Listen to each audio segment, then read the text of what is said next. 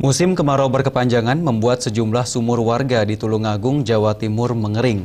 Untuk memenuhi kebutuhan air bersih sehari-hari, sejumlah warga pun terpaksa mengambil air dari salah satu sumber mata air yang berada di tengah persawahan yang jarak tempuhnya mencapai 3 km dari pemukiman warga.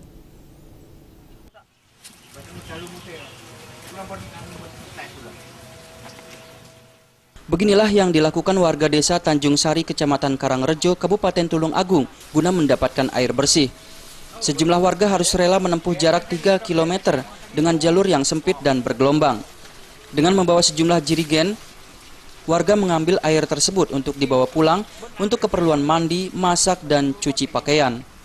Bahkan sejumlah warga tidak segan-segan meminum air sumber tersebut tanpa direbus terlebih dahulu. Di musim kemarau yang panjang ini membuat sejumlah mata air sumur milik warga di Tulungagung mengering. Untuk memenuhi kebutuhan air bersih tersebut, menurut Sudak, warga sekitar, setiap hari tidak kurang dari 300 orang yang antri untuk mendapatkan air sumber yang tidak pernah mati tersebut. Ya kalau saya buat minum aja ya, jadi 1 minggu sekali. Ya kalau lain-lainnya entah, nggak tahu, ada yang dijual aja. Langsung diminum, Pak? Bisa langsung diminum? Ya, langsung diminum biasa nih, enggak apa-apa. Ternyata air bersih dengan kedalaman 150 meter ini tidak hanya digunakan untuk kebutuhan rumah tangga. Namun oleh sebagian orang, air tersebut diyakini mengandung berkah.